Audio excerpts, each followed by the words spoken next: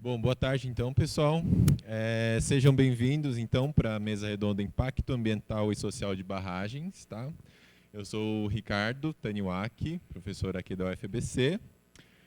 Eu gostaria de agradecer então em nome da comissão organizadora da Semana da Biologia da UFBC a presença, né, dos especialistas aqui que se deslocaram, né, para nos contemplar aí com as suas respectivas apresentações. E a mesa, então, será composta por 13 especialistas da área de impactos ambientais e sociais de barragens. Tá? Então, a gente vai ter a fala do professor Evandro Moreto, que ele é biólogo, mestre em ciências da engenharia ambiental e doutor em ecologia e recursos naturais pela UFSCar. Ele é professor associado da Universidade de São Paulo dos cursos de pós-graduação em ciência ambiental, sustentabilidade e energia e do curso de graduação em gestão ambiental da EASH-USP. Tá? Suas principais linhas de pesquisa ocorrem nos campos do planejamento e gestão ambiental e de avaliação de impacto ambiental, estando atualmente envolvido em projetos de pesquisa relacionados à avaliação de impactos ambientais. Tá? Ele é membro da Amazon Dams Network e coordena o grupo de pesquisa em planejamento e gestão ambiental do Plangeia. Tá bom? Depois a gente vai ter a fala do Dr. Daniel Rocchetti. Ele é gestor ambiental, mestre em ciências da engenharia ambiental e doutor em ciência ambiental pela USP. Atualmente ele é pesquisador do Programa de Desenvolvimento Local do Centro de Estudos em Sustentabilidade da Fundação Getúlio Vargas. Ele é membro do grupo de pesquisa em planejamento e gestão ambiental, Plangeia, e da rede de barragens amazônicas, Amazon Dams Network também. Tá? Suas principais linhas de pesquisa estão relacionadas à compreensão sistêmica das consequências locais da implantação de grandes empreendimentos para subsidiar processos decisórios.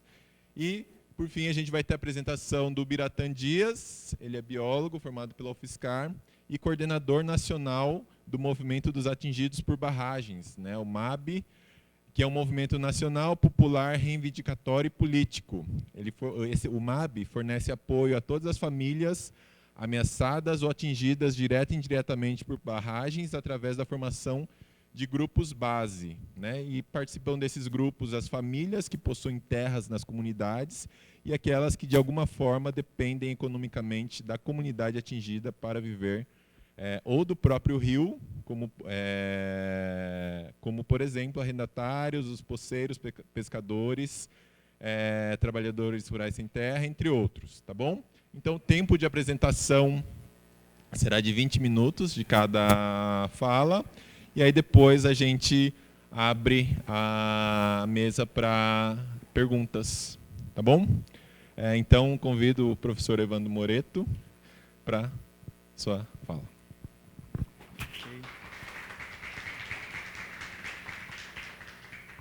Muito obrigado, Ricardo. Deixa eu só colocar aqui a apresentação.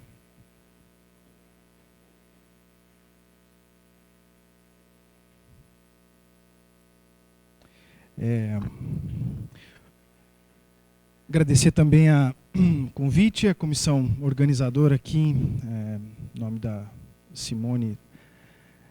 Transmito meus agradecimentos a todos, parabéns pela organização do evento. Uma satisfação estar aqui também com o Daniel, o Biratã. Acho que teremos um excelente cardápio aqui de temas e de experiências para podermos fazer um debate que é um dos debates emergentes hoje no Brasil, que se relaciona inclusive com discussões de mudanças político-institucionais que estão em curso. Então, queria dar os parabéns para a organização pela escolha do tema e agradecer ao convite. Eu tenho um negocinho para passar. Eu posso ficar aqui mesmo? Pode ficar aqui, né? Ah, está aqui, eu pego aqui. Muito bem. Bom, eu organizei aqui uma abordagem sobre esse tema. Esse tema ele é absolutamente amplo. É um tema que envolve diversas faces e eu escolhi uma delas, né, que é uma das quais, junto às quais eu trabalho E a ideia aqui numa apresentação inicial é fazer algumas provocações para que depois no debate a gente possa conversar um pouco mais e ouvi-los também sobre o tema. Então, entendam que aqui é uma abordagem e acredito que os colegas... Organizei isso também pensando um pouco na atuação de cada um dos colegas, do Daniel, do Biratã, e acredito que vá também dar sequência na fala deles. Bom, impacto ambiental e social de barragens. Eu preparei dois slides iniciais aqui, depois eu vou passar uma série de evidências sobre impactos socioeconômicos de barragens, mas a primeira delas aqui, para falar de impacto ambiental muito rapidamente, apenas para que vocês percebam que quando eu estou falando de impacto ambiental, eu estou incluindo sociedade, economia, ou todo o componente antrópico na análise, né? E eu estou usando aqui o artigo 1º da Resolução CONAMA 01 de 86, que diz que impacto ambiental, entende-se que no Brasil, que impacto ambiental é toda alteração nos componentes físicos, de maneira geral, componentes físicos, bióticos e socioeconômicos. O universo ambiental é composto por todas essas dimensões e eu coloquei algumas delas aqui. Então, o impacto das ações humanas sobre essas dimensões, e aí o impacto ambiental como sendo essa figura multivolumétrica aqui. Aqui nós estamos entre biólogos, então tem lá uma ideia muito semelhante à ideia de nicho ecológico do Hutchinson. É um conceito multivolumétrico também, que é formado por várias dimensões. Se a gente conseguisse expressar isso, seria um multivolume, né? O impacto ambiental também é isso. E a outra ideia também conceitual, só de início, é do ponto de vista da avaliação de impacto ambiental. Temos o impacto, a avaliação de impacto ambiental nada mais é do que um conjunto de procedimentos que busca identificar previamente os impactos no ciclo de vida dos projetos. E aqui eu coloquei o ciclo de vida com 3 fases, a fase de planejamento, implantação e operação. Nós temos um ponto original aqui, na fase de planejamento cai a qualidade ambiental, na de implantação e na de operação. Obviamente aqui a figura está mostrando impacto negativo. E na avaliação de impacto ambiental, todos os impactos estão considerados, ou deveriam estar considerados, inclusive os sociais e econômicos. Apesar de que a avaliação de impacto ambiental se dedicou muito, avançou. O que tem avançado muito é na análise de impactos físicos e bióticos. Os impactos sociais e econômicos são um avanço mais recente em relação aos outros. E aqui, então, o avaliador está olhando aqui, né, no começo do processo, está olhando para o futuro e tentando entender o que vai acontecer no futuro com a chegada do projeto. Muito bem. Impactos ambientais de barragens não é um assunto só do nosso tempo, é um assunto que no Brasil, aqui eu coloquei desde a década de 70. As grandes barragens na Amazônia, fora da Amazônia, Itaipu não está na Amazônia, mas uma série de outras na Amazônia aconteceram a partir da década de 70. Tem barragens anteriores, mas o grande boom foi aí. E os problemas, do ponto de vista físico, biótico, socioeconômico, já surgem nessa época e existe uma série de publicações, por exemplo, essa que fala dos efeitos, a jusante da barragem em Itaipu. Outros, por exemplo, Balbina, tem um autor muito recorrente, que é o Philip Fernside, do INPA, da Amazônia, que publica muito sobre barragens amazônicas, e ele discute já há muito tempo problemas, efeitos socioeconômicos e ambientais de barragens, inclusive aqui do ponto de vista de quanto custa o projeto. Não é o foco aqui, mas só para chamar a atenção de que esse é um assunto muito caro há décadas no Brasil. Ele esfriou um pouco e depois ele esquentou mais recentemente, e é para aí que eu vou agora. Mais recentemente, que eu digo no Brasil, essencialmente a partir da última década, né, da década anterior a década de 2000, o assunto de barragens volta à tona, o Brasil volta a ter grandes investimentos em barragens, e aqui eu estou falando especificamente de usinas hidrelétricas, que na década de 80 era mais a conclusão do que já estava sendo feito, algumas novas, mas grandes carteiras surgiram a partir da década passada. Então, e muitas delas na Amazônia. E aqui tem um dilema que permanece atual desde então. O dilema que tem dois polos. O primeiro deles são os impactos positivos nacionais. As hidrelétricas, não há dúvida de que elas são construídas para geração de energia que vai ser distribuído pelo grid para o país. E o dilema é que os impactos negativos e os riscos, eles ficam na localidade, sejam os ambientais, socioeconômicos, ainda que ambientais também envolvam os socioeconômicos. E é um pouco disso que eu quero comentar com vocês, olhando mais para o contexto local. Mas para quê? Assim, qual que é a questão que eu estou trazendo aqui para o nosso debate, que é uma questão atual e que está colocada no discurso, especialmente a partir de Belo Monte. Giral Santo Antônio, no final da década passada já trazia, mas especialmente a partir de Belo Monte. Um discurso de que usinas hidrelétricas geram melhorias nas condições de vida das comunidades locais, geram melhorias socioeconômicas, e isso está num documento do Ministério de Minas e Energia de 2011. De que além dos impactos positivos nacionais, existem impactos positivos locais. E a partir daí, uma série de grupos de pesquisa começaram a investigar esse assunto para tentar entender, numa visão nacional ou a partir de estudos de caso, para tentar trazer evidências sobre a relação entre usinas hidrelétricas e o desenvolvimento local, usinas hidrelétricas e melhoria nas condições socioeconômicas locais. O que eu vou trazer aqui para vocês na sequência são... Bom, então essa é uma questão que motivou uma série de agendas de pesquisa a partir de então. O que eu vou trazer aqui para vocês são resultados de pesquisa que já estão publicados ou que estão colocados para debate público e que mostram quais são as evidências sobre esta pergunta. Como que essa pergunta está sendo respondida hoje no Brasil? Por que essa preocupação de trazer... Acho que é um pouco o meu papel nessa conversa... porque nós estamos vivendo um momento que as evidências, os fatos, eles estão acabando, eles acabam muitas vezes sendo superados por argumentos.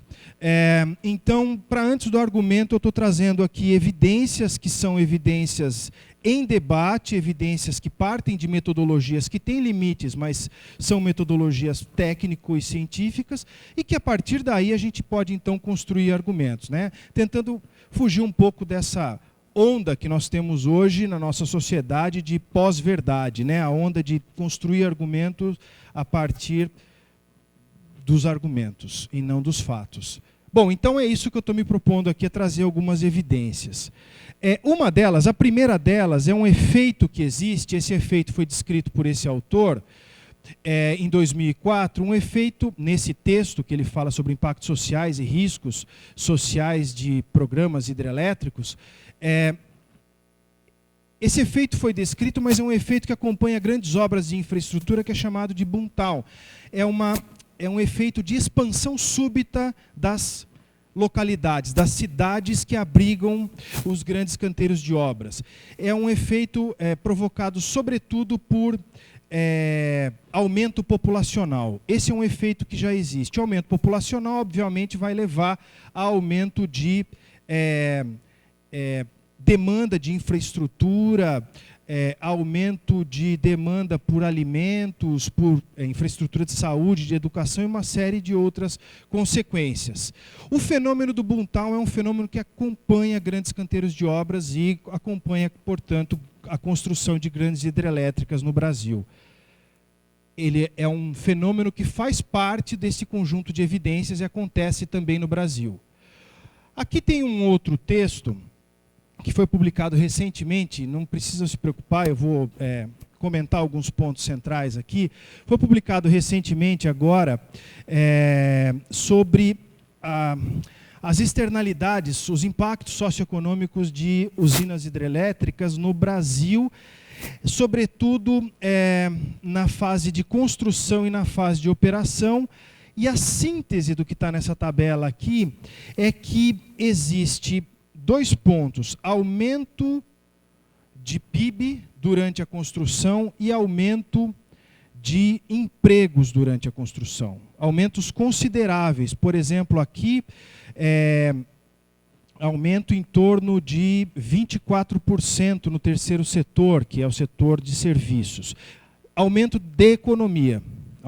Expansão súbita da economia. Mas uma regressão também depois que encerra o período de construção. Por exemplo, menos 41,6% de emprego no setor primário quando encerra a construção. Então, além do boomtown, que é a expansão súbita demográfica, existe uma expansão súbita de geração de emprego e e aumento da escala da economia local, e depois isso diminui no início da operação. Esse é um outro trabalho de um programa que se chamou Input, lá da PUC do Rio de Janeiro, que analisou também o ciclo de construção. Aqui, esse 0 é o ano que marca o início da construção, e a gente pode observar o sentido do boom e do declínio no momento da construção. Não está dando para ver aqui, mas no momento da construção da hidrelétrica, nos primeiros anos da construção, existe vou subir aqui só para poder apontar, existe um aumento, e depois, aqui coincidindo com o fim da construção, uma diminuição, por exemplo, na taxa de crescimento do PIB. A taxa é muito grande, ela é positiva, é muito grande durante a construção, depois a taxa fica negativa no pós-construção, né, no início da operação. PIB municipal, a mesma tendência, e a população aqui, um incremento da população, mostrando esse fenômeno do boomtown. Empregos formais também aumentam consideravelmente durante a construção, depois regridem.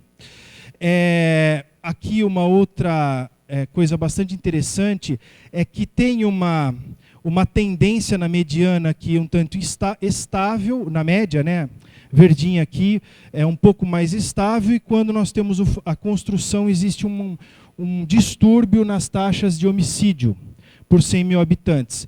E doenças transmitidas por mosquito, questões de saúde pública relacionadas provavelmente com a formação do reservatório, também tem picos durante a construção e durante a operação. Educação e saúde aumenta durante a construção e durante a operação a média, mas essa média tem uma variância muito grande. Essa média ela não é representativa do universo amostral, a mediana ela decai. A média, porque aqui são um conjunto de mais de 300 municípios afetados por hidrelétricas no país todo. Passar aqui rapidamente para algumas outras evidências. Aqui um outro trabalho também mostrando a mesma tendência de boom e depois de declínio de PIB, agricultura, serviços relacionados a PIB. Aqui, olha só, impostos relacionados a serviço, ISS, declinando desde o início da construção. Aqui um ponto interessante relacionado à agricultura local. Um ponto interessante que depois vai ter uma relação com um trabalho de um professor que se chama Emílio Moran, agora na sequência. Hidrelétricas acima de 500 megawatt e, portanto, muito provavelmente com reservatórios grandes. Hidrelétricas menores, com potência instalada menor de 500 megawatt e com reservatórios provavelmente menores. A agricultura aqui ela varia dentro de uma média, e aqui a agricultura ela está sempre abaixo, valores abaixo dos valores anteriores à construção da hidrelétrica. A agricultura ela é muito mais afetada, a agricultura local ela é muito mais afetada em hidrelétricas de grande porte, obviamente porque existe uma concorrência no uso e ocupação do solo, pela formação do reservatório e de outras atividades. Aqui são algumas evidências que o professor Emílio Moran encontrou para a região de Altamira, que afetaram diretamente a agricultura local.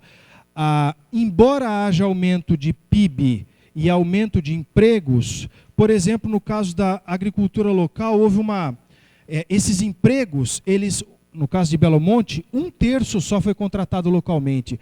O restante veio de fora, porque existe uma dificuldade muito grande de contratos locais, porque se anuncia a hidrelétrica, mas não se organiza a qualificação da mão de obra local para fazer a transferência da renda. Então a renda ela é transferida, mas para uma mão de obra que é itinerante e que depois vai embora da localidade. Queda na mão de obra da agricultura familiar, porque há uma concorrência de mão de obra, as pessoas que trabalhavam na agricultura familiar vão trabalhar no canteiro de obras e, portanto, deixam a agricultura familiar, e a agricultura familiar perde produção, e aumento na produção de cacau e de pecuária aqui. Por que aumenta aqui? Porque são commodities e passa um pouco blindado da construção da hidrelétrica. São commodities. Obedecem a regime de commodity, não a regime de variação local. Vou pular aqui que meu tempo já está chegando no final. Aqui é um outro trabalho que traz algumas evidências, também de aumento de PIB. Aqui é no Complexo Pelotas, Uruguai, formado por 4 hidrelétricas. Depois talvez o Daniel possa comentar. Daniel também participou desse trabalho no seu mestrado. Também há aumento de PIB, mas veja, o aumento do PIB não se reflete no aumento, na diminuição da desigualdade. Ainda que haja aumento do PIB, a desigualdade também aumenta, ou seja, aumenta também a concentração de renda. Olha, outras 2 evidências que essa autora, a Karina, encontrou: aumento do trabalho infantil e aumento também de problemas sanitários, justamente pelo boomtown que gera o esgotamento da infraestrutura. E aqui é um outro trabalho, não está dando para enxergar, mas é um trabalho que mostra, eu já estou concluindo, é um trabalho que analisou se existe alguma evidência na fase de operação da hidrelétrica, se existe alguma evidência de que a compensação financeira, porque os municípios que são alagados recebem dinheiro, que chama compensação financeira. Alguns chamam de royalty, mas royalty é só do petróleo. Mas tudo bem, né? É a CEFUR. Analisou-se aqui, para o país inteiro, se existem evidências de que a transferência da CEFUR está relacionada com melhoria socioeconômica local, melhoria no IDH, nas diversas dimensões de IDH. E esse trabalho foi publicado esse ano, demonstrou que não há relação entre o tamanho da CEFUR, que é recebida, e melhoria nas condições locais, justamente porque essa CEFUR acaba sendo utilizada por estratégias absolutamente diversas entre os diversos municípios que recebem.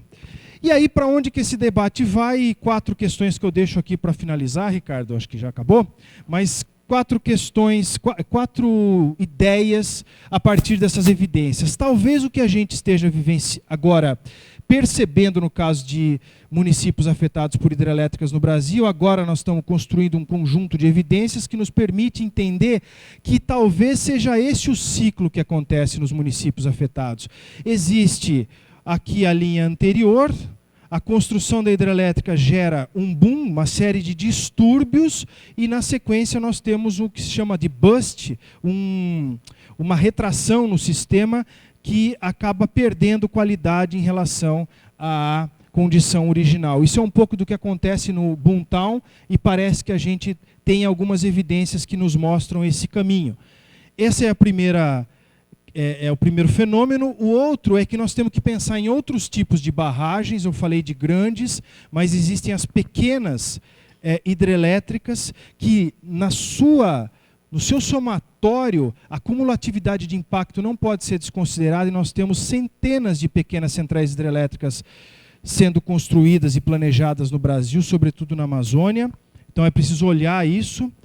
A terceira coisa, que depois a gente pode entrar no debate, que eu não falei aqui, é o risco de barragens, e aí nós temos um debate bastante caro associado a Mariana e a Brumadinho e outras. E para finalizar, essa discussão ela nos traz luz sobre a importância desse debate que está acontecendo hoje no Brasil, que é o projeto de lei geral do licenciamento ambiental. Uma proposta que está colocada para alteração da nossa legislação, eu comecei falando disso, e por que eu estou chamando a atenção disso? Porque se ele não funciona muito bem, este é o espaço que nós temos hoje na nosso funcionamento institucional no Brasil. Esse é o instrumento que nós temos associado à avaliação de impacto ambiental, que nos ajuda a entender quais são os impactos e dentro de uma série de limites, a conduzir ações corretivas desses impactos, mitigadoras, compensatórias, preventivas e também de gestão de risco. Hoje nós sabemos que esse projeto de lei traz uma ameaça enorme e uma ameaça de retrocesso de mais de 30 anos na legislação ambiental brasileira no que se refere ao licenciamento ambiental. Essa é uma nota técnica da Associação Brasileira de Avaliação de Impacto Ambiental que está sendo entregue hoje, provavelmente foi entregue agora há pouco na audiência pública, na 4ª audiência pública do licenciamento ambiental na Câmara dos Deputados pelo professor Luiz Henrique Sanches. E depois a gente pode entrar nesse debate, mas esse é o espaço que a gente tem e é um espaço cuja estrutura está sendo ameaçada pelo projeto que está colocado hoje. Desculpa, eu acho que eu avancei bastante e paro aqui. Fico depois à disposição para os nossos debates. Muito obrigado.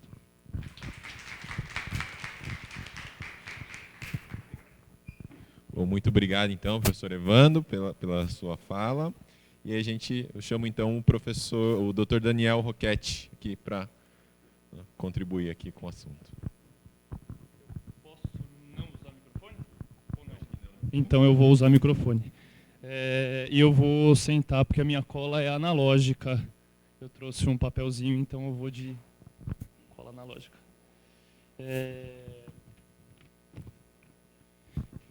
Eu quero primeiro...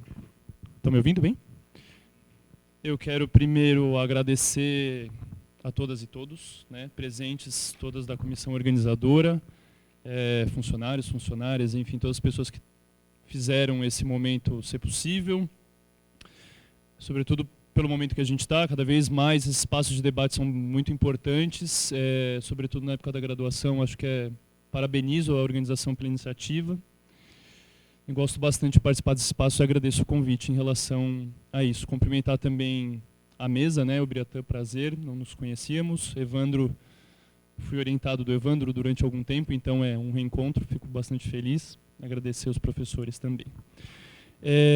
Primeira coisa que eu gostaria de dizer hoje eu estou como pesquisador da Fundação Getúlio Vargas, né, mas hoje eu estou representando a minha trajetória curta, mas estou representando essa trajetória e não é uma fala institucional, né, da Fundação Getúlio Vargas, é uma fala do Daniel, que vem desde mais ou menos 2010 trabalhando com avaliação de impacto ambiental na agenda de pesquisa desenvolvida pelo professor Evandro e nos trabalhos que a gente vem desenvolvendo ao longo desse tempo que culminaram nesse meu interesse por impactos, enfim, consequências tanto positivas como negativas da implantação de grandes empreendimentos com foco em barragens hidrelétricas. Então, os temas que eu gostaria de trazer, apesar de não ter elaborado um PowerPoint, acho que é importante a gente fazer também essas conversas nesse sentido, é quase uma continuidade, né, da fala do professor Evandro, com foco em questões relacionadas a barragens, né, participação social. Gostaria também de trazer um pouco dessa temática no âmbito na esteira, né? Acho que foi muito oportuno terminar falando aqui da Lei Geral do Licenciamento e também de todo o sistema de governança que olha para a implementação desses grandes empreendimentos no Brasil, e também se torna ainda mais oportuno, tendo em vista que a próxima fala do Biratã é uma fala de um lugar cada vez mais importante nessa nossa sociedade, que é a fala dos movimentos sociais organizados, que faz uma incidência nas políticas públicas e traz perspectivas não colocadas no debate sobre grandes empreendimentos no Brasil. É um espaço, vou contar o final do filme, né, um espaço tradicionalmente pouco democrático de debate, né, de muita restrição de debate, e o papel que esses movimentos sociais cumprem nesse debate público puxa de maneira muito progressista, agendas são muito caras para a sociedade inteira, não só para as pessoas que são, né, que acabam vivenciando os ônus locais da implantação desses grandes empreendimentos. E nessa esteira eu gostaria de também trazer uma questão relacionada à pluralidade de valores e visões relacionadas a esse tipo de empreendimento. Então, indo direto ao ponto, né, a gente está focando em barragens hidrelétricas, mas acho importante a gente dizer que barragens não servem só a esse propósito, né? O barrar rios tem várias funções em sociedades humanas. Hoje em dia a gente tem uma proeminência de grandes barragens hidrelétricas, e também existe um debate público muito importante a respeito de barragens de contenção de rejeitos de mineração, né, pelo contexto político que a gente está vivendo. Mas também desde a antiguidade populações humanas constroem barragens para incrementar a produção agrícola, para controlar enchentes, para, em suma, construir a habitabilidade de alguns lugares, né, aumentar a habitabilidade de alguns lugares, para que as populações humanas consigam fazer determinado uso, tanto social como econômico, de determinado meio. E para isso elas modificam, nós seres humanos modificamos de maneira às vezes muito drástica esses corpos d'água, para que a gente consiga fazer esse determinado uso, né? Seja a gente ter a disponibilidade de água a partir de uma barragem, por exemplo, usada como reservatório, né? A gente poder abastecer milhares ou milhões de pessoas em determinados centros urbanos, ou a geração de energia. A gente usa, nós no Brasil aqui somos bastante profícuos, né, em construção de barragens hidrelétricas. A gente vem fazendo isso durante praticamente um século, e a gente não só tem conhecimento, como a gente exporta esse conhecimento, exporta a tecnologia nesse ponto, e também para processos produtivos, né? A gente usa não só na questão doméstica, mas majoritariamente grandes barragens, tanto de mineração como de geração hidrelétrica. Elas são muito importantes para processos produtivos em escala industrial.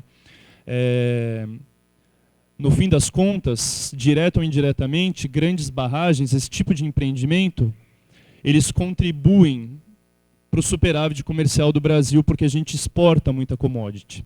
Seja minério, seja grãos, todas essas agendas industriais, elas não são dissociadas. A gente, didaticamente e em termos de gestão, a gente dissocia essas agendas industriais, mas são todas concatenadas num processo de... É um modelo econômico posto em territórios. E nós temos esse modelo muito mais consolidado nas bordas do nosso país, né, no litoral do nosso país, por uma questão geográfica, de onde que essa sociedade ocidental moderna ela entra e começa a interagir com esse perímetro brasileiro. E hoje em dia isso está avançando hoje em dia não, né? Isso vem avançando para os interiores, e hoje em dia a gente faz esse debate público a respeito da Amazônia, né? Houve um momento em que isso foi... o palco era a Mata Atlântica, o Cerrado, enfim, toda a expansão do projeto econômico industrial para os interiores do Brasil. Bom, apesar desses empreendimentos, o objetivo em termos de engenharia, vamos dizer, ser o incremento da habitabilidade, etc., é muito importante a gente também olhar para eles como unidade de negócio. São grandes empresas, são grandes conglomerados, em também parceria com estados e com agentes públicos que se articulam para que esses empreendimentos venham à tona e possam ser efetivamente construídos, a gente poder, por exemplo, ter esse tipo de energia elétrica, eu poder estar usando esse microfone, a gente poder ter construído esse prédio, etc. Isso é fruto de determinados arranjos, que são arranjos não só privados, nem só públicos. É fruto de uma articulação de diversos atores que, num determinado momento, tomam séries de decisões e viabilizam esse tipo de empreendimento em agendas que são articuladas de maneira mais ou menos privada. A pergunta que eu gostaria de trazer, que eu acho que é importante a gente fazer em termos de participação social, que é quem participa dessas decisões, né? Quem de fato toma as decisões a respeito de grandes empreendimentos hidrelétricos. Como o professor Evandro comentou, o licenciamento ambiental é uma arena, é um instrumento de política ambiental no qual que pretende ser um locus de debate a respeito dos grandes empreendimentos hidrelétricos, grandes empreendimentos no geral, né? Incluindo barragens hidrelétricas, incluindo barragens de mineração, mas também, por exemplo, as linhas de transmissão que fazem com que essa energia gerada, aproveitada em determinado corpo d'água, venha a ser distribuída num sistema nacional, ou portos, aeroportos, grandes empreendimentos agrícolas também. Enfim, e a pergunta que se faz é quem participa dessas decisões, né? Geralmente, o processo de licenciamento ele lida com projetos que, grosso modo, e eu vou fazer uma afirmação forte agora, que também é baseada em evidências que estão organizadas em algumas publicações, a gente pode conversar a respeito disso. Geralmente, o licenciamento ele recai sobre projetos, é importante lembrar disso, né? A avaliação de impacto ambiental de projetos e o licenciamento ambiental são procedimentos que recaem sobre projetos de infraestrutura, e antes desses projetos virem a ser projetos, existe uma agenda política de concertação e de processo decisório em que o debate tem menos inserção da sociedade, né? Não que no licenciamento não que o licenciamento esgote o debate público a respeito desses empreendimentos, ele não esgota, mas o licenciamento ambiental ele prevê mecanismos de participação que são mais ou menos tênues, depende aí, né, do contexto. Em termos teóricos, são espaços de participação intermediários, são espaços de consulta a populações, consulta a pedaços da sociedade a respeito das propostas de empreendimento. Mas, como eu comentei, esses empreendimentos geralmente eles são o fim do tubo, o ponto final de uma cadeia de articulações políticas e, no frigir dos ovos, eles já estão decididos. Grandes aspectos importantes deles já estão decididos. E isso acontece com uma participação que, se eu não posso chamar de pouca, eu vou chamar de nenhuma. Tem espaços em que a sociedade civil não incide a respeito desses empreendimentos, né?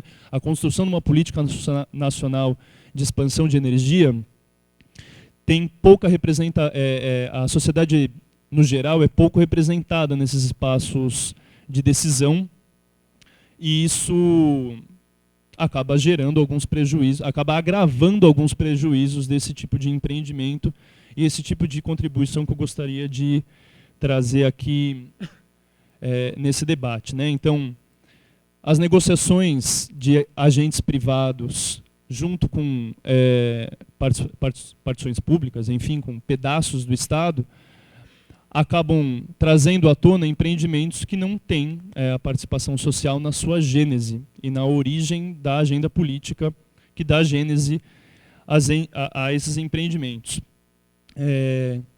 A parte disso, na verdade, isso é um sintoma do fato de que a gente, trazendo também alguns pontos levantados pelo professor Evandro, quando a gente fala que os benefícios econômicos de grandes projetos de infraestrutura eles são endereçados à escala nacional e que prejuízos ou ônus ou desafios são mais ligados à agenda local, isso se deve também não só às características do próprio empreendimento, mas ao fato de que, e eu vou falar no Brasil, não dizendo no Brasil e não no resto do mundo, tá? Eu vou falar no Brasil porque é o contexto que eu tenho um pouco mais de conhecimento a respeito. Nós não fazemos projetos de desenvolvimento, planos de desenvolvimento para regiões do país. A gente não tem projetos que não são projetos de infraestrutura. Veja só, quando eu estou falando de projetos de desenvolvimento, eu estou falando de projetos de futuro. A gente não tem projetos de futuro pensados a partir da perspectiva das pessoas que ali vivem. E o ali vivem podem ser o bairro vizinho, pode ser dentro aqui da UFABC, pode ser Altamira, pode ser o Alto Rio Negro, pode ser eventualmente qualquer lugar desse país. Entender que grandes empreendimentos de infraestrutura geralmente são decididos, entre aspas, tá, a portas fechadas ou a portas entreabertas, enfim, com uma incidência de participação muito restrita, é entender que o debate público a respeito de projetos de futuro, ele praticamente inexiste no Brasil. Nós temos grandes projetos de infraestrutura, que trazem algumas questões que são puxadas de uma maneira muito de cima para baixo. Então, o inverso, ou um meio termo, que seria a perspectiva das pessoas, a perspectiva do que, de fato, determinadas populações querem para os seus locais, para os territórios onde elas reproduzem e territorializam seus modos de vida, que podem ser ocidentais, podem ser esse nosso de modo de vida urbano, pode ser um modo de vida, pode ser uma infinidade de modos de vida. Essa diversidade não é geralmente representada em projetos de infraestrutura ou projetos de desenvolvimento, que são chamados de projetos, que acontecem em torno de projetos de infraestrutura. Então, existem outras dimensões do desenvolvimento humano que precisam ser olhadas quando se fala de projetos de desenvolvimento. Então, o que eu gostaria de trazer para cá é uma tensão constante entre a necessidade de pessoas, a nossa necessidade, tanto em termos de desenvolvimento humano, como em termos de direitos humanos ou da nossa própria reprodução e liberdade de modos de vida, para a gente poder desempenhar, na verdade, para a gente poder desfrutar das nossas liberdades enquanto indivíduos de maneira plena e, enfim, deliberada, que a gente tenha essas condições, com a necessidade comercial, na verdade, as necessidades da balança comercial do Brasil e como isso se traduz ou não em desenvolvimento humano para todo mundo, né? Quando a gente fez esse trabalho a respeito de indicadores de desenvolvimento humano, como que a implantação de grandes empreendimentos hidrelétricos, e aí no caso, o que o professor Evandro mostrou, era na bacia do Rio Pelotas, ali no sul do Brasil, na bacia do Rio Uruguai também, o que a gente constatou é que, basicamente, o desenvolvimento econômico ele não se traduz em desenvolvimento humano, muitas vezes. Então, o que a gente tem feito, isso são reproduções fractais, né, da escala nacional para a escala local, o que a gente tem feito é geralmente sobrepujar as necessidades comerciais de estados e grandes empresas, ou pequenas e médias, enfim, do setor privado organizado, concatenado com o Estado, às necessidades das pessoas, né, que somos nós, em última instância. A gente tem privilegiado alguns poucos CNPJ em detrimento de vários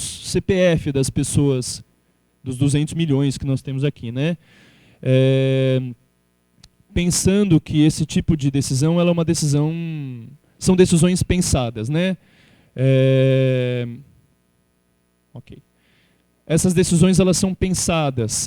Belo Monte ou Itaipu ou enfim Jirau, Santo Antônio, esses grandes empreendimentos hidrelétricos, eles geram existem constatações muito claras de que eles estão associados a malefícios para algumas populações, em termos populações que ali vivem, né, no entorno do empreendimento. É muito importante ter claro que esse tipo de consequência ela não é uma surpresa, ou ela não deveria ser uma surpresa. Existe um sistema que regula, gere e administra e monitora essas consequências, né, os efeitos desses grandes empreendimentos. E nós, como eu falei, nós somos bastante profícuos em construir grandes barragens. Então, esse tipo de consequência, ela não era uma consequência essas consequências não eram imprevistas, né? Violações de direitos de diversas ordens que se materializaram, essas bolas foram cantadas por diversos agentes, inclusive dentro do processo de licenciamento ambiental. Então, nós temos aí um projeto de lei geral de licenciamento e ele vem calcado em justificativas que apontam que nós temos muitos problemas no licenciamento.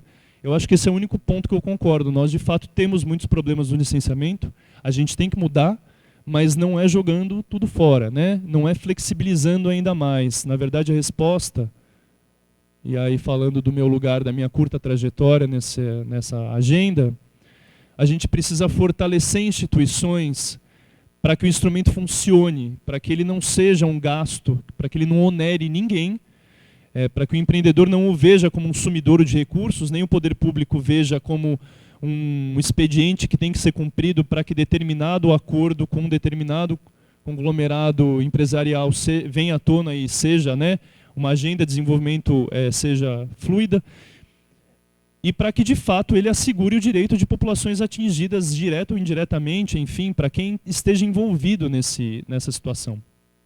Porque nós temos desastres planejados, anunciados, que são licenciados também. Então a gente precisa mudar mesmo. Sem falar nos desastres que são mais ou menos anunciados, que são os desastres. Quando tudo é bem planejado, a gente tem problema, né? Quando tudo não sai como planejado, a gente tem problemas ainda maiores. E eu acho que é muito importante, já que a gente está falando de barragens, falar do rompimento das barragens, tanto do Fundão, né, como do rompimento da barragem no município lá em Brumadinho, como da iminência de várias outras barragens de mineração, que tem uma natureza de engenharia muito distinta das barragens hidrelétricas. A gente está na iminência do rompimento de mais uma, né, de Barão de Cocais, também em Minas, por conta da forma como aquele território é ocupado pela Minas Gerais. Não é Minas Gerais por acaso, né? Minas Gerais chama Minas Gerais porque tem um monte de mina, porque tem um monte de ferro, e não dá para minerar ferro onde não tem ferro. Então, aquele território ele é bastante... existe uma tradição, né? A indústria da mineração se territorializa muito fortemente em Minas Gerais e traz ônus e bônus.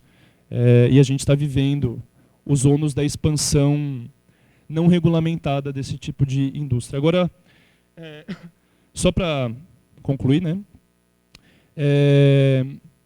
Diante de tudo isso, além do fortalecimento das instituições relacionadas ao licenciamento ambiental, eu acho que é muito importante a gente falar também da pluralidade de saberes, de conhecimentos que pessoas que teoricamente não têm conhecimento técnico, né, assim, a rigor não tem um conhecimento técnico formal, formalizado por um diploma, uma universidade, enfim, o quanto a perspectiva dessas pessoas consegue contribuir de uma maneira muito mais incisiva, de uma maneira muito mais contundente, com processos de planejamento que são baseados na viabilidade técnica e econômica de grandes empreendimentos, seja hidrelétricos, seja barragens, seja grandes empreendimentos de infraestrutura. A pluralidade de perspectivas e trazer a voz do que as pessoas realmente querem para o seu projeto de futuro é algo que poderia iluminar e trazer insumo e dar uma temperada nesses projetos de desenvolvimento que a gente não faz no Brasil. A gente poderia e deveria fazer isso a partir da perspectiva das pessoas. E eu esqueci de trazer meu livro, se eu tivesse lembrado eu teria trazido. Um livro de um autor que chama Robert Chambers, que é um autor que eu tive a felicidade de conhecer durante no meu trajeto de doutorado. E ele tinha um livro que chamava A Realidade de Quem Conta, né? É um livro a respeito de como se combate pobreza, né? Tem uma comunidade que a gente olha e ela é, entre aspas, ok, pobre. Quando a gente fala pobre é materialmente no sentido de tem menos renda em termos, né, de dólares, numa métrica muito monetária. E aí, esse autor, Robert Chambers, ele sempre esteve envolvido nessa agenda de tentar combater pobreza e tocava um monte de projeto relacionado à ONU, etc. E não dava muito certo às vezes, né? E não dava muito certo porque ele colocava... Os projetos eram criados de maneira exógena.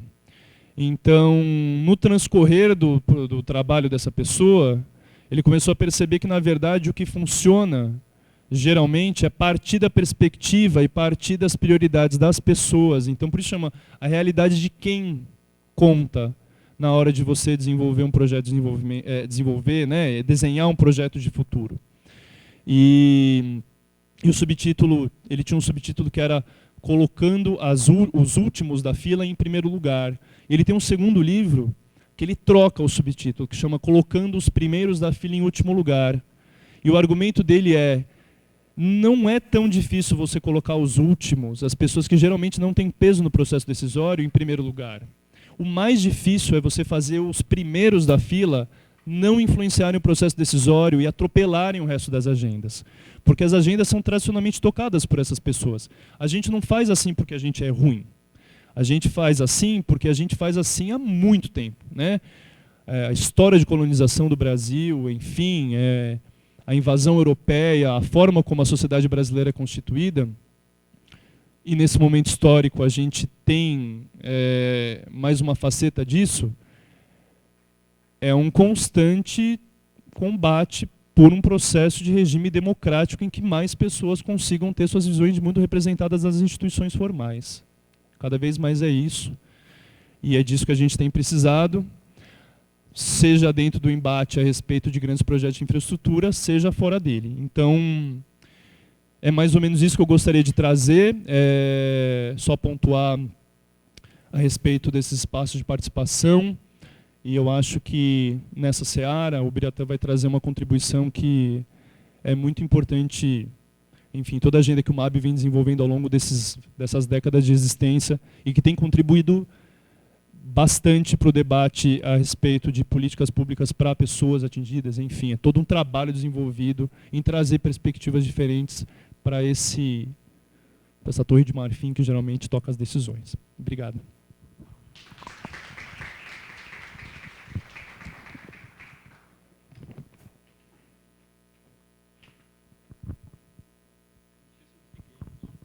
Bom, muito obrigado, Daniel, pela sua fala.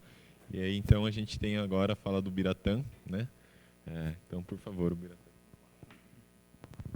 Obrigado. Vamos lá.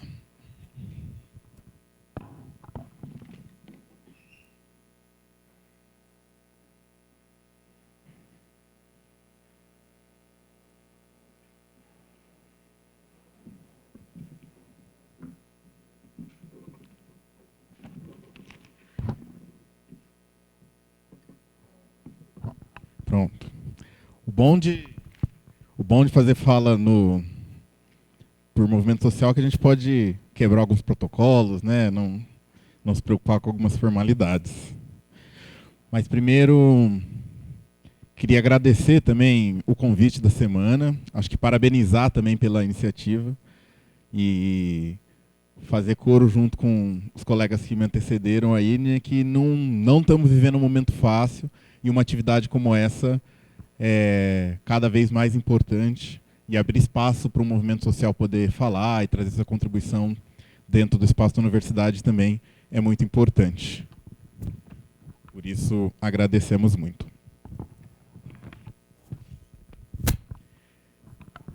Som. Minas não tem mar, mas fizeram 2 mares de lama nas minas. Cadê minha casa que estava aqui?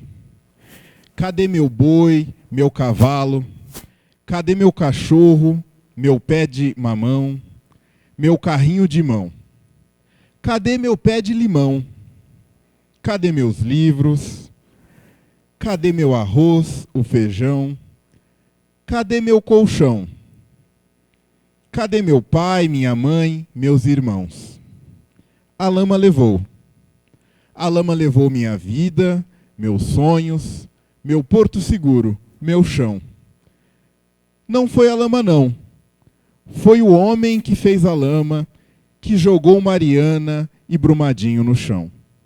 Tingiu de marrom as águas do Rio Doce, coloriu de terra o meu Paraopeba, vai tingir meu velho Chico, vai calar a voz dos passarinhos, matar os peixes. Que será de mim? Quem devolverá tudo que levaram de mim? Autor desconhecido após o rompimento da barragem de Brumadinho. Pessoal, boa tarde, então. Boa tarde. Por um momento achei que todo mundo já tinha dormido já. Bom, primeiro, gente, para começar, falar um pouco de quem é o MAB, bem rápido. Né? Mas o MAB, o Movimento dos Atingidos por Barragens, é um movimento social que surge a partir da luta da população atingida por barragem. Né? Essa é sempre a história, né? Não é o movimento social que vai levar a luta das pessoas, que vai organizar as pessoas, né? Mas a organização das pessoas, a organização do povo que constrói o movimento social. E com o MAB não foi diferente. O movimento surge, então, a partir de diversos grupos que foram atingidos por barragens, né? Afetados por barragens, de várias formas. E aí, como já foi falado aqui, né, o Brasil, né, nós tomamos, enquanto nação, a opção da construção de grandes hidrelétricas, né, na década de 30. Governo Vargas é que o Estado brasileiro toma a decisão de falar: nós precisamos organizar a produção de energia elétrica no país. Né? E aí, até no início, cada município se virava, cada cidade se virava, eram somente barragens onde havia produção de energia no país, eram barragens privadas. Na década de 30 se faz essa opção, né? Vamos desenvolver a indústria, né? O capitalismo vai avançando no país, né? As contradições vão avançando também, e o capital industrial queria se desenvolver. Na década de 50, começam a se organizar as grandes estatais brasileiras. Né? Então, de 50 a 70 foi esse período de grande construção dessas grandes estatais e planejamento dessas grandes obras. Né? E aí se constitui, no Nordeste brasileiro, se constitui a Chesf, né, que era a Companhia Hidrelétrica do São Francisco. Né? No sul do país, a Eletrosul. Minas Gerais constrói Furnas. No norte do país, a Eletronorte. Nós, em São Paulo, temos a nossa estatal também, a CESP. E essas empresas estatais são responsáveis pelo planejamento, execução das obras, né, e operação do sistema, desde a geração da energia até a distribuição para o consumidor final. Tudo isso na mão do Estado no início. E, como o professor Evandro lembrou, citou ali, na década de 70, 80, nós vivemos esse período da construção desses grandes projetos. E na década de 70, o mundo estava passando por uma crise energética. Né? Foi a famosa crise do petróleo, né? Onde o petróleo, que ainda é hoje, né, a principal matriz energética do mundo, na década de 70, os países árabes, né, os principais produtores de petróleo, passam a controlar o preço do barril de petróleo e tem um salto que o preço do barril ele multiplica por mais de 10 vezes o preço do barril de petróleo. E isso gera incômodo muito grande, principalmente para as grandes nações industrializadas. E aí passam-se a buscar outras fontes de energia também, né? E vê-se que não dá para ficar tão dependente somente da matriz à base do petróleo, mas, inclusive, para a produção industrial são necessárias buscar alternativas. E aí o Brasil, né, nosso país continental, com a maior disponibilidade de água doce do mundo, cai como uma luva. Na década de 70 nós vivíamos uma época de governo militar, não tínhamos uma legislação ambiental que regulasse construção de grandes obras, tínhamos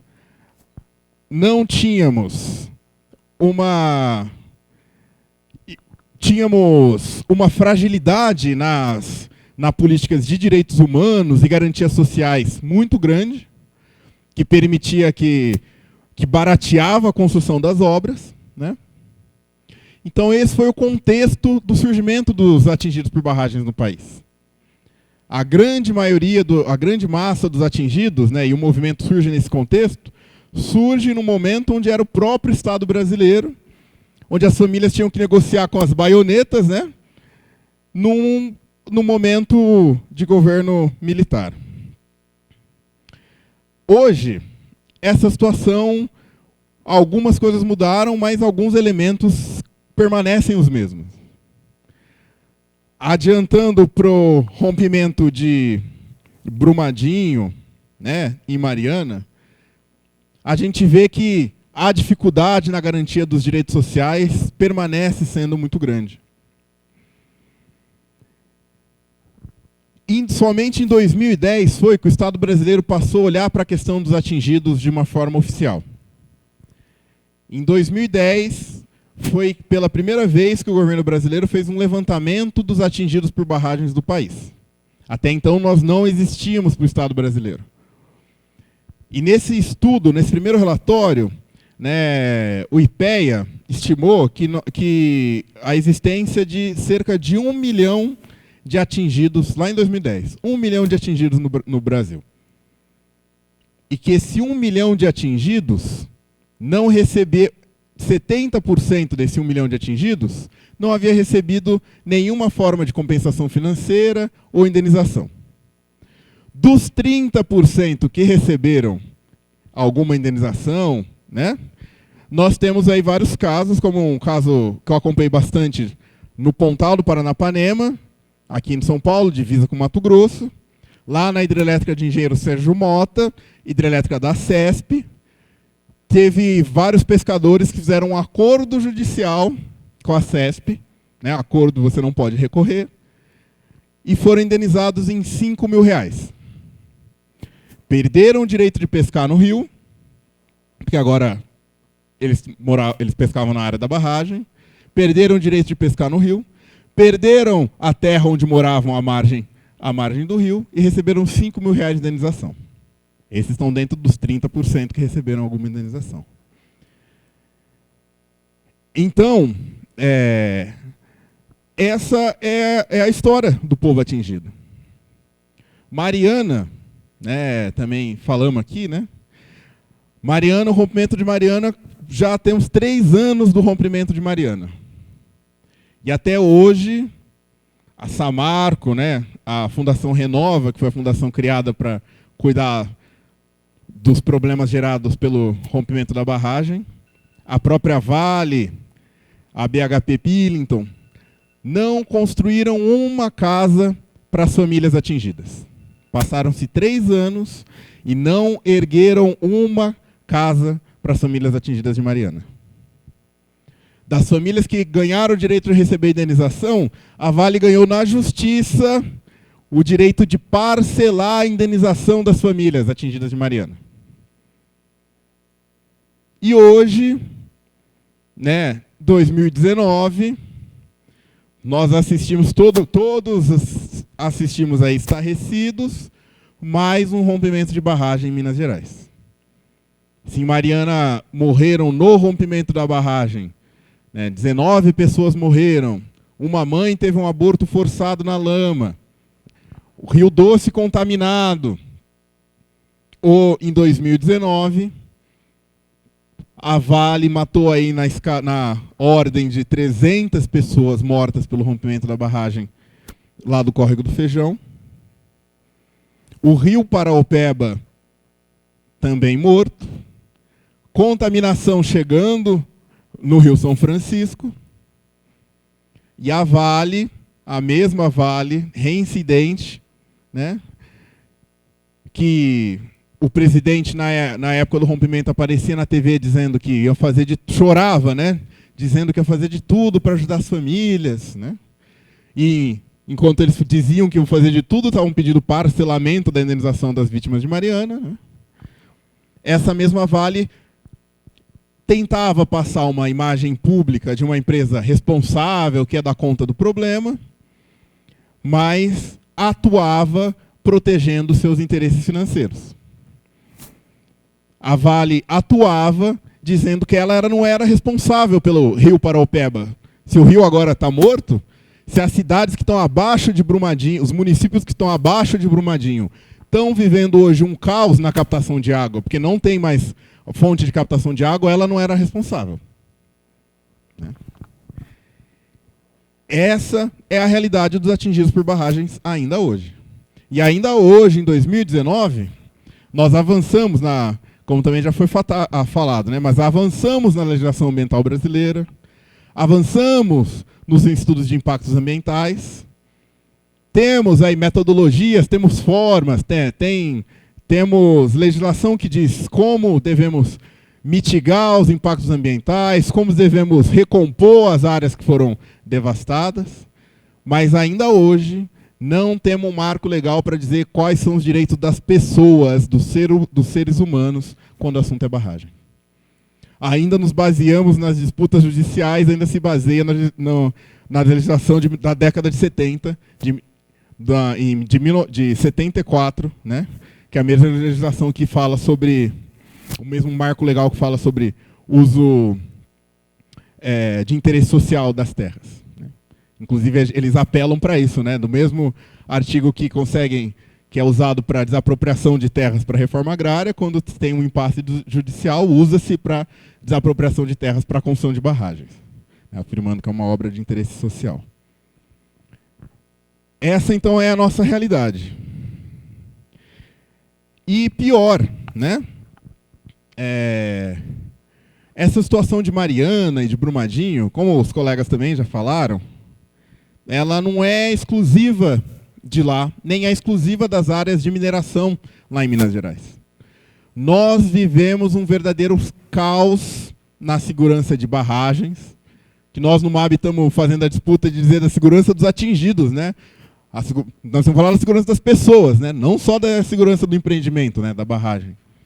Mas nós vemos um caos nesse debate sobre segurança das pessoas que moram no entorno de barragens. Em 2010 foi quando o Estado começou a olhar para os atingidos. Em 2010, o governo federal determinou que a Agência Nacional de Água, a ANA, deveria fazer o compilado das informações sobre barragens brasileiras, que nunca havia sido feito desde então. E esse compilamento, a ANA levantou que no Brasil nós temos cerca de 24 mil barragens. 24 mil barragens para diferentes usos no país. Geração de energia, dessedentação, né, acúmulo de água para distribuição, uso industrial, né? E nunca havíamos feito esse levantamento único. Nesse número de 24 mil barragens, a ANA pediu, então, foi fazer o levantamento da documentação de cada empreendimento. A Agência Nacional de Águas conseguiu juntar informações de 48% dessas 24 mil barragens. Mais da metade, 52% das barragens, nem enviaram informação nenhuma para a Agência Nacional de Águas. E aí, tem alguns casos, quem depois quiser pegar essas informações melhor, pode procurar aqui, ó, no mapa interativo de barragens cadastradas da ANA, e tem o último relatório ali em 2018, lá nos links ali à direita. No relatório de 2018 tem alguns casos engraçados, né? São acho que da ordem de 500 barragens no Brasil que não consegue se determinar quem é o dono. Ele simplesmente não sabe quem é o dono daquela barragem. E esse número das barragens que não enviaram nenhuma. Das barragens que enviaram informações, a ANA conseguiu fazer uma vistoria presencial em 3% desse número. E a partir dessa vistoria, se montou também a classificação, então, dos empreendimentos.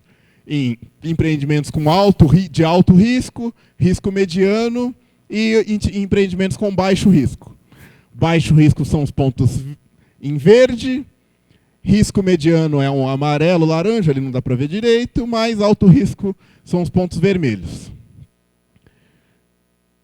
E aí, que muita gente, todo mundo também já sabe, né? As barragens de Brumadinho e Mariana não constavam nesse mapeamento da ANA como barragens com risco. E geraram isso que geraram. E aí eu digo que nós ainda vivemos esse caos, porque a gente pode pensar, tudo bem, Mariana, Minas Gerais, as barragens de mineração. Mas nós temos algumas respostas difíceis de serem respondidas, né? Porque no estado de São Paulo, nós também temos as nossas barragens com alto risco.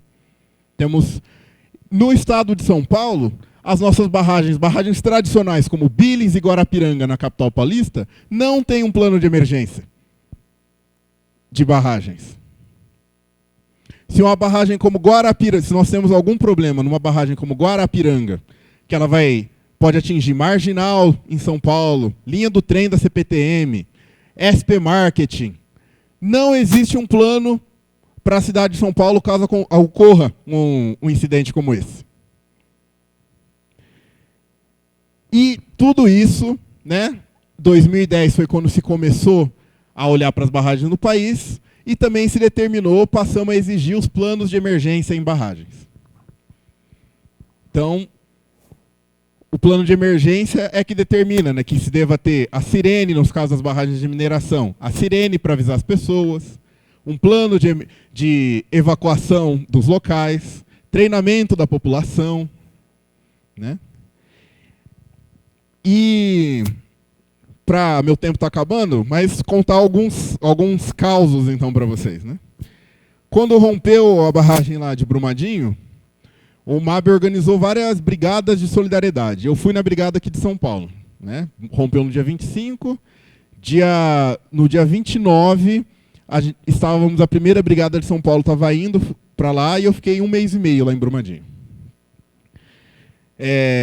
Quando eu cheguei, eu fui acompanhar a região ali de Macacos, que é no entorno de BH, uma região que tem muitos barzinhos, restaurantes, né? O pessoal sai de BH e vai ali se divertir em Macacos. E Macacos é a mesma coisa, ela tem 2 barragens que estão acima, a comunidade fica num vale, e as 2 barragens estão no alto. Muitos devem ter visto isso na mídia, aconteceu, né? Mas depois que as investigações mostraram que a Vale tinha coagido as empresas que atestaram a estabilidade da barragem lá do Córrego do Feijão, a outra empresa de licenciamento que tinha atestado a estabilidade da barragem de Macacos, os engenheiros falaram, olha, nós não garantimos mais a estabilidade da barragem de Macacos. Se não tem um laudo que ateste a estabilidade da barragem, o que diz a legislação hoje? Você tem que acionar o plano de emergência. 3 da manhã, chovendo, toca a sirene de Macacos. Parênteses, eu fui para Macacos porque uma menina, inclusive era uma universitária lá de Macacos, que já tinha ouvido falar do MAB. Depois, rompendo do Brumadinho, ela passou a mandar mensagem para a gente falando, olha, precisamos de ajuda aqui, porque a Vale instalou as sirenes, acho que em dezembro. Todo mundo ficou meio assustado, né? Nossa, instalando a sirene, não sei o quê. E aí a comunidade tinha marcada uma reunião com a Vale no centro comunitário para quinta-feira daquela semana, quando eu cheguei. E aí, Brumadinho estoura, todo mundo fica, né, muito assustado, imagina, né? O pessoal passa a pensar nisso, nossa, tem uma barragem lá em cima. E aí a Vale responde à comunidade falando, olha, nós não vamos poder ir para reunião com a comunidade, porque os técnicos que iam para a comunidade morreram em Brumadinho. O pânico aumenta mais ainda na comunidade. Aí fizemos isso, volta a história para frente, os técnicos não atestam mais a segurança, aciona o plano de emergência. Tocam-se as sirenes. Não sei se alguém ouviu também, mas na internet, na mídia, aparecem esses vídeos, né? Aí é uma sirene, quem já ouviu aquele car system lá, atenção, atenção, esse veículo está sendo roubado, parece aquilo lá. Mas é uma voz que diz assim, atenção, essa é uma situação real de emergência em barragens, deixe a sua área, siga pela rota de fuga, vá até o ponto de encontro e aguarde novas orientações. Pó, pó, pó, pó, pó. Atenção! Repete a mensagem. Aí as pessoas que moram lá, né, estão vendo os helicópteros tirando o corpo lá de Brumadinho o tempo todo, acorda com esse som de madrugada, começa um desespero, chega a polícia, os bombeiros, defesa civil, a polícia vai ajudar na remoção das pessoas, a defesa civil vai ajudar na remoção das pessoas de casa, a polícia chega, eles pegam o mapa e falam, bom, qual que é a área que vai ser atingida. Tudo isso tem que estar no plano de emergência. Né? Qual que é a área que vai ser atingida. Vai ser essa aqui, então tem a estrada, né? Vamos bloquear a estrada, não sei o quê. Aí as pessoas tentando sair de casa, a Defesa Civil tirando as pessoas de casa, a Polícia Militar bloqueando a estrada, as pessoas não conseguem sair. Ninguém sabia qual era a rota de fuga, ninguém sabia qual era o ponto de encontro. Aí se descobre que está mandando ir para o centro comunitário. Vai para o centro comunitário, polícia, defesa civil, as pessoas não sabem quem vai sair, quem não vai. A Vale traz alguns ônibus. Aí os ônibus chegam, a comunidade ela fica no vale, umas ruas estreitas, os ônibus não conseguem chegar até as pessoas. Tudo bem, os ônibus não chegam, vem as vans. Aí contratam vans, chovendo de madrugada. As vans começam a chegar. E as pessoas, quem é que vai sair, quem não vai? Não cabe todo mundo na van. Aí as pessoas estão lá brigando no centro comunitário.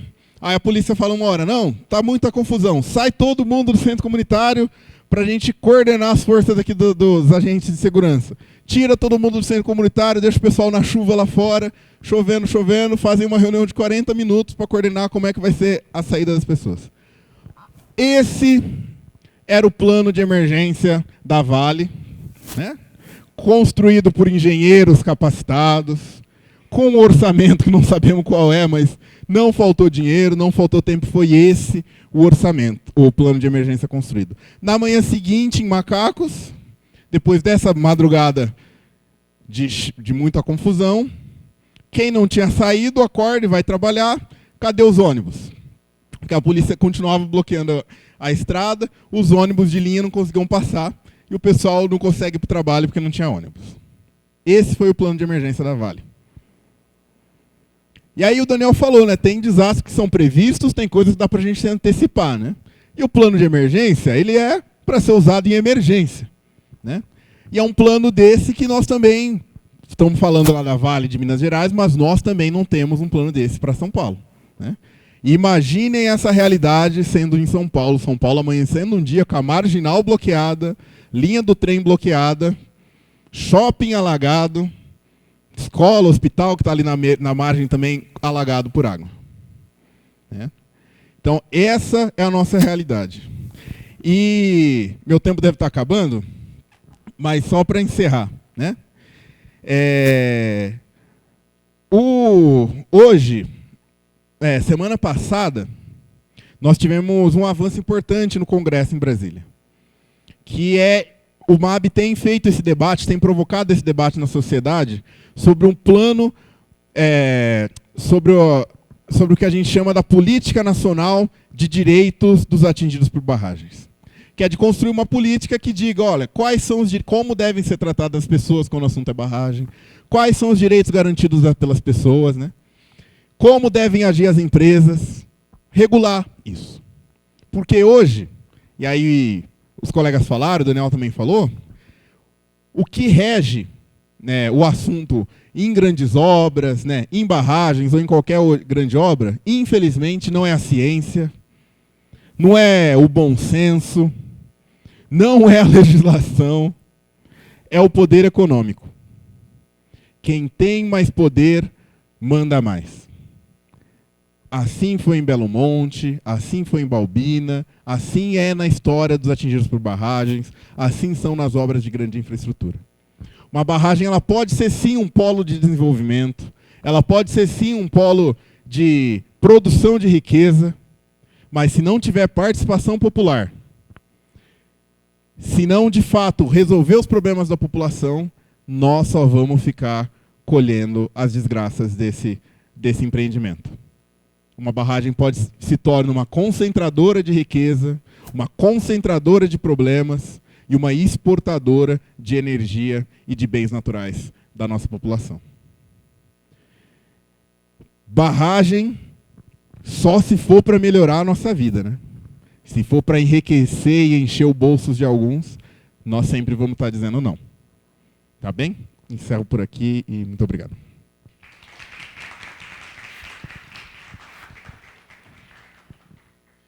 Bom, gostaria de agradecer então as excelentes apresentações, né, do Evandro, do Daniel e do Biratã. E eu então convido, né, vocês para compor a mesa aqui para a gente iniciar a nossa roda de discussões aqui.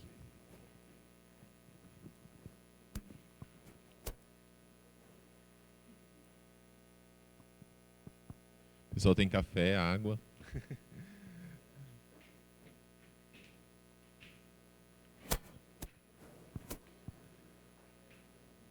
Bom, perguntas, comentários, dúvidas? Sim.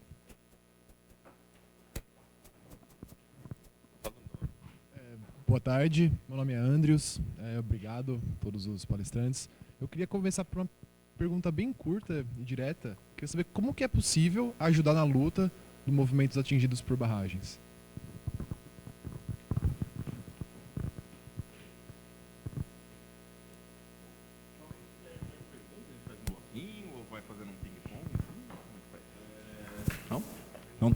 Então tá bem, vamos lá. Olha, eu acho que primeiro, tentar dar uma resposta curta, mas acho que primeiro, esse é um exemplo, acho que trazer esse debate para a universidade e ampliar esse debate na sociedade é um exemplo. De novo, eu acho que todos nós temos condição de contribuir para a construção de um país melhor, né? Mas nós precisamos construir ferramentas que permitam que a gente seja o protagonista da nossa vida, né? E não uma empresa X ou empresa Y, ou o dinheiro vire o protagonista das decisões que afetam a nossa vida. E aí, eu acho que primeiro essas atividades que ajudam a sociedade a saber disso. Eu acho que cada um, seja a dona de casa, o pedreiro, o desempregado, o carpinteiro, qualquer um tem condição de contribuir sobre os assuntos da sua vida, né? E quando nós estamos debatendo essas questões, nós estamos debatendo questões que afetam a vida de quem mora lá. Então, acho que primeiro é esse, de ampliar esse debate na sociedade e ajudar a espalhar ele. Para aproveitar a ocasião, então, dizer que nós temos alguns canais nas redes sociais, aí, seja no Instagram, tem lá, @atingidosporbarragens, no Facebook, também o MAB, procura lá, tem MAB São Paulo, fala sobre as atividades do movimento aqui no estado também. E tem o site do movimento também, né, o mabnacional.org.br, que vai ter mais informações como essas. E aí a gente pode se inteirar mais sobre as atividades, acho que participação das atividades e ajudar a disseminar esse debate. Porque quem tem que estar fazendo esse debate, né, não é só os engenheiros a porta fechadas, não é só os políticos que estão determinando questões X ou Y, né? A população em geral tem que debater e opinar sobre os projetos da nossa vida.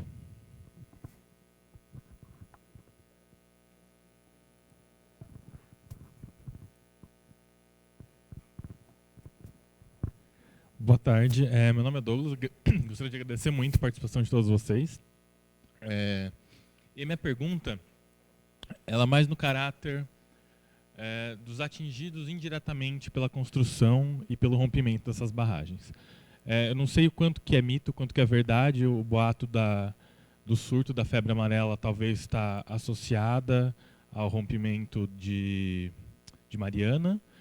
E além desse episódio, como que a construção em si das barragens, o alagamento das barragens, elas impactam na saúde dos ribeirinhos, na saúde das populações locais? Você não tem estudo para quase nada, né? A gente está dizendo agora que 2010 começou a se olhar para isso com um olhar mais social, mas se do ponto de vista da saúde, tanto psicológica, porque imagino o pessoal ali da região de Macacos, como ele relatou, como não deve ficar, né?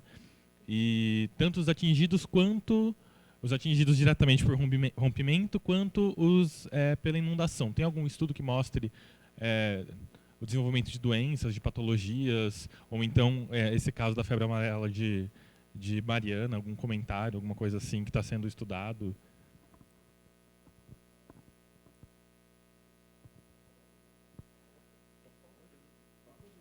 Vou falar depois Alô? Aí foi. Bom, acho que o Evandro mostrou na apresentação dele, né, tem os estudos, infelizmente tem os fatos, né? Os estudos mostram isso mesmo. Mariana, aconteceu o aumento dos casos de febre amarela. Brumadinho, enquanto eu estava lá, eu acompanhei não a região de Brumadinho, que a gente chamava da Zona Quente, né? Mas eu fiquei no município de Esmeraldas e Pará de Minas, que ficam à margem do rio Paraopeba. Pará de Minas é uma cidade de 100 mil habitantes, que capta a água do rio Paraopeba. Durante os períodos da crise hídrica, aí, não vamos entrar na discussão, mas da crise hídrica aqui no Sudeste também, que São Paulo passou por racionamento, embora nunca tenha dito que teve racionamento no governo, mas São Paulo teve racionamento de água. Pará de Minas viveu uma situação também muito dramática. Isso fez com que houvesse a privatização do sistema de água da cidade, e a solução encontrada foi construir um novo sistema de captação do rio Paraopeba. E aí, com o rompimento, o rio contaminado, a cidade perdeu essa captação e todo mundo ficou desesperado, porque estavam lembrando, lá teve racionamento, chegou a ter racionamento de 15 dias. Imaginem 15 dias sem águas na cidade. Um bairro urbano, né? Banheiro, louça, banho, limpeza, todos nós. 15 dias sem água. E água, nós vivemos isso no Sudeste aqui, Itu, aqui também teve isso, né? Água é uma coisa que temos em disponibilidade, mas água é um trem que é pesado, né? Não adianta você falar, olha, pode vir aqui buscar água. Vai lá buscar 200 quilos de água e trazer. Não é fácil, né? Então, o primeiro, e aí tem os estudos que mostram isso, o primeiro problema é do estoque de água, né? Que as pessoas passam a estocar água e passam um país tropical, ajuda na proliferação de mosquitos, né? Pelo estoque de água. Segundo, e aí tem pelos impactos ambientais também, né? Pelo impacto ambiental até na própria região, você tem uma situação de muito escombro, né? No local atingido, impactos de diversas formas que favorece a proliferação também dos mosquitos, né? Então isso foi fato, aconteceu em Mariana. Em Brumadinho, nós estávamos fazendo esse debate com as prefeituras lá de Pará de Minas, de Esmeraldas. Febre amarela, inclusive, era uma situação que poderia ter havido uma ação preventiva, que era vacinar, aumentar a imunização da população, que não foi feito, e agora já se noticiou, já começou a se noticiar o aumento dos casos de dengue e febre amarela dos municípios abaixo de Brumadinho, né? Então, isso ocorre e isso é um fato, infelizmente. Quem quiser saber mais, olha, nós temos um documentário na página do MAB sobre a construção de Jirau e Santo Antônio, no Rio Madeira. E um dos casos também muito bem documentado lá no caso de Santo Antônio é pelo aumento terrível aumento nos casos de dengue e febre amarela por causa das condições sanitárias dos próprios reassentamentos, né? Os reassentamentos que foram construídos tinham uma série de problemas sanitários que favorecia a proliferação de mosquitos, né? Então também pode dar uma olhada nesse caso. Eu vou pegar esse gancho para falar justamente dos reassentamentos de Jirau e Santo Antônio, porque foi onde eu pude conversar com as pessoas para fazer o processo de levantamento de alguns dados do meu doutorado, né? Eu trabalhei com deslocamento populacional forçado por grandes empreendimentos hidrelétricos, no caso, Jirau e Santo Antônio. Eu não sei quantos já são ou visitaram a Amazônia, e lá não se fala em mosquito, se fala em Carapanã, né? E aí a pergunta era, e Carapanã, o que mudou?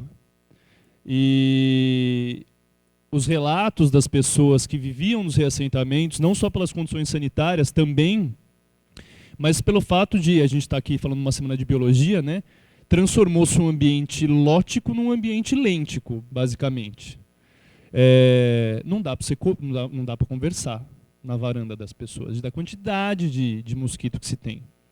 Assim, ou você come, ou você come com a boca fechada, porque senão vai entrar mosquito. E aí, né, enfim, literalmente, assim, a quantidade de vetores é muito grande. Não só de vetores, enfim, todo o ambiente de várzea, né, tem bastante coisa, acho que o Evandro vai falar também dos estudos em saúde pública, né. Eu queria apontar algumas coisas. A primeira é que existe um jogo político em cima das incertezas a respeito do que produz o fato. A gente foi falar de pós-verdade, de enfim, né? O que dá evidência para uma afirmação em fórum público? A gente está cada vez mais desconstruindo isso, né? As referências de debate estão cada vez mais fracas. Estamos falando de uma universidade pública aqui, né? A gente está tentando construir conhecimento com base em evidência, nada além disso. Então, tanto na crise hídrica, né? Enfim, do Sudeste e tal, sempre houve um jogo em cima das incertezas. Não, culpa é de São Pedro, não é do processo de planejamento urbano, de você canalizar rio e etc, né? Saúde pública, a mesma coisa. Então, afirmar categoricamente que a febre amarela tem relação é algo que tem uma delicadeza aí por conta disso, apesar de que existem várias hipóteses, né, sendo construídas, e eu não conheço estudos a fundo relacionados à Mariana, né? O Biratã trouxe um dado relacionado às fatalidades, né, a morte de pessoas nos rompimentos, nesses 2 rompimentos.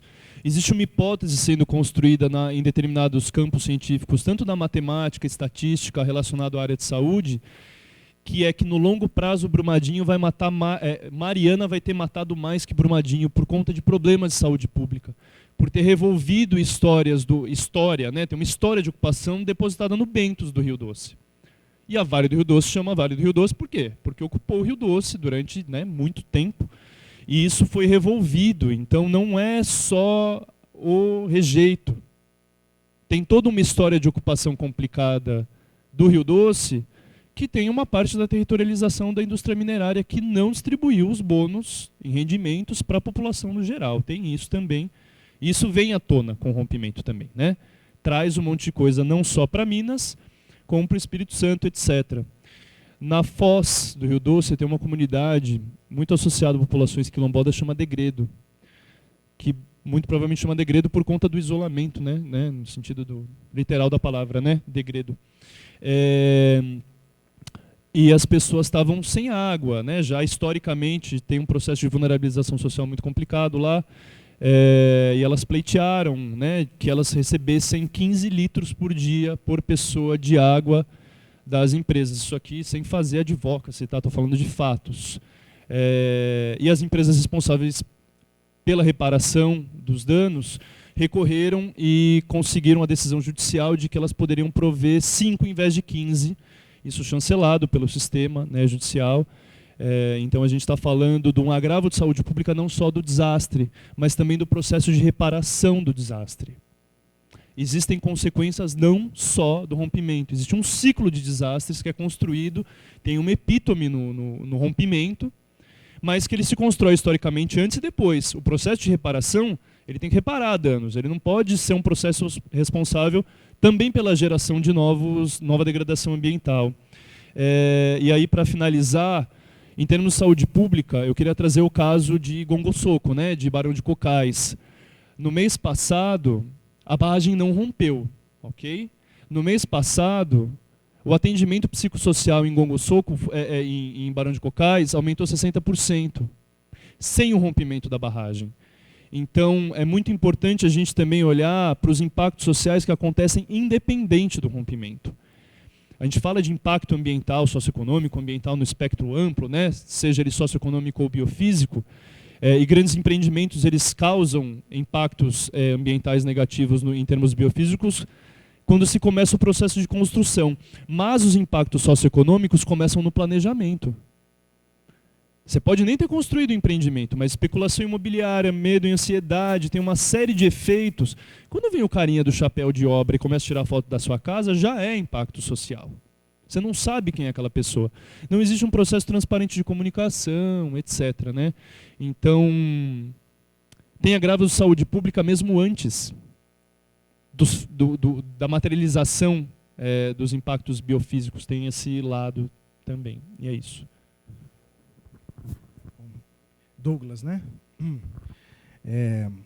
Vou tentar complementar algumas coisas. Bom, antes, só retomando aí a fala do Biratã, dizer que é muito bom te ouvir o MAB nestas ocasiões, e acho que esse é simbólico e e traz uma reflexão muito importante de quais são os espaços que precisam ser fortalecidos, especialmente nos tempos atuais. Nós precisamos continuar trazendo luz para o debate, um debate honesto, um debate diverso. A gente precisa desses espaços, independente das opiniões, né?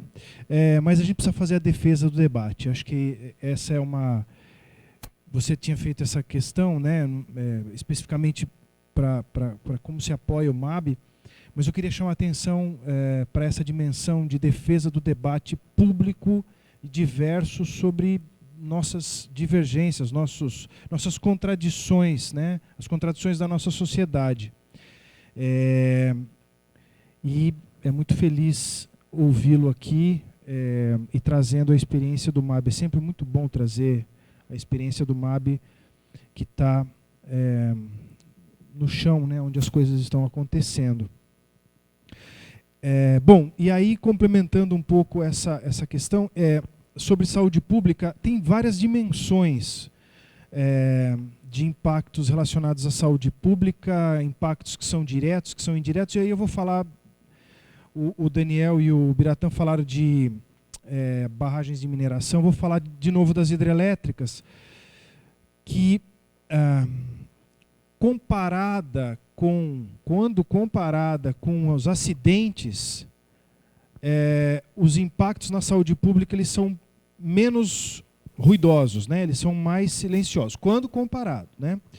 Mas, obviamente, são significativos e são muito importantes, numerosos e precisam de bastante atenção.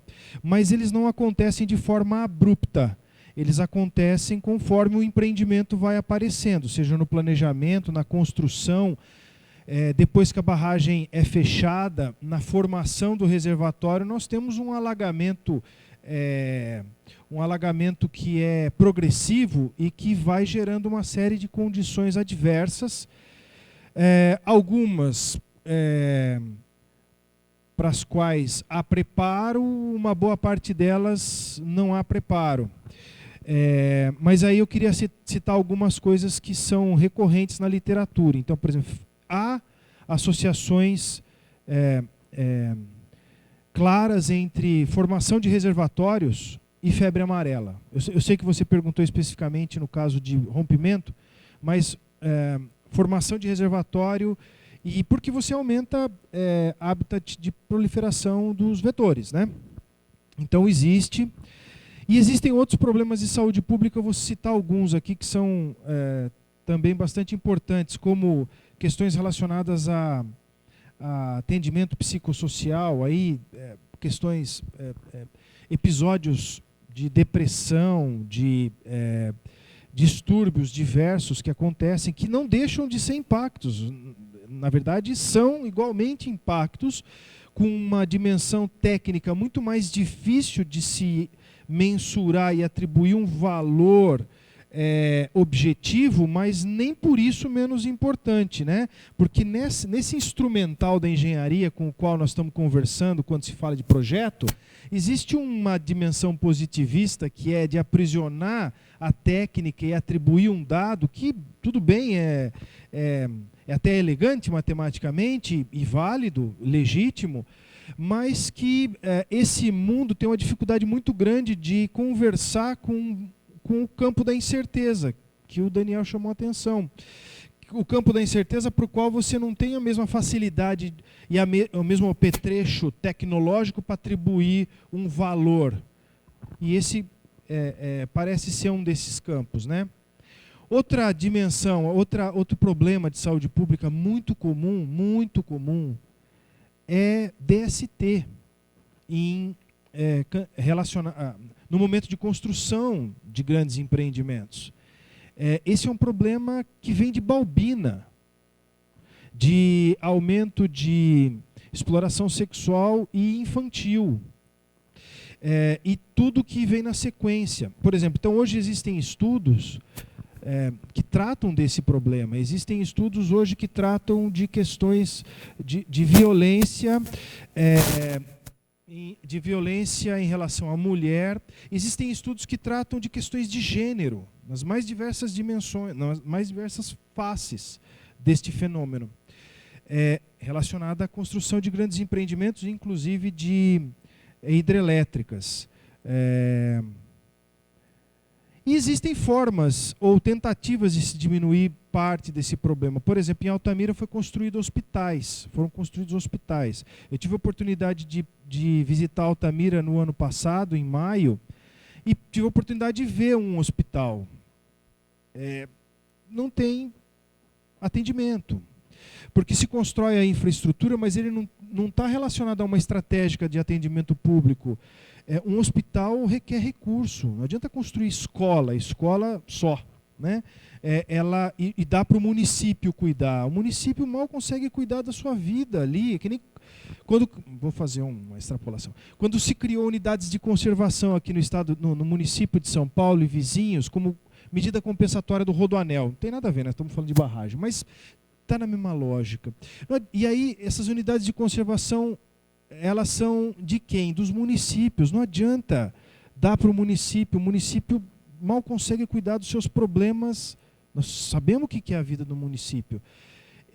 Especialmente na região norte, em Altamira, que é um grande município, mas carente. Então, tem hospitais, mas o problema da saúde pública existe. Existe problema de saúde pública nos assentamentos, problema de violência nos assentamentos. Tem assentamentos em Altamira que acabaram concentrando, isso é um fato, acabaram concentrando lideranças antagônicas do movimento da criminalidade, do PCC. E que foram depois disputar território dentro dos assentamentos. Tem assentamentos que confinaram lideranças antagônicas e que virou um campo de guerra, quer dizer, pelo menos muito tenso, né? Então, vou parar já, mas assim, só para entender também que eu acho que tem uma dimensão que atingidos não são só aqueles que estão nos territórios que são alagados, né? O Biratã traz bem essa mensagem. Por exemplo, abaixo da barragem de Belo Monte, do sítio Pimental, né? Que é a principal, abaixo da barragem, na volta grande do Xingu, eles não são alagados.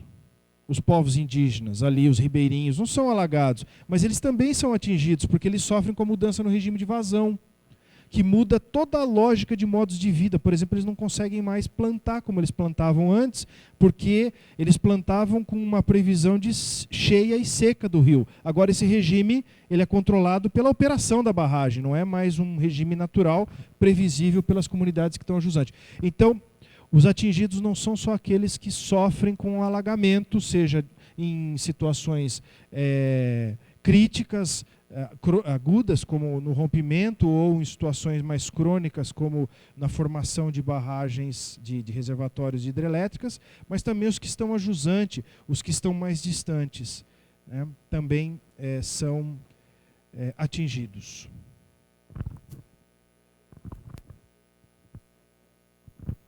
Bom, pessoal, devido ao avanço do horário, né, a gente precisa então encerrar a nossa mesa redonda aqui. Eu gostaria de mais uma vez agradecer, né, o Evandro, o Biratã e o Daniel pelas excelentes falas, tá?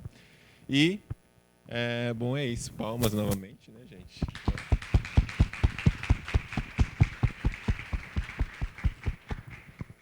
E boa noite a todos.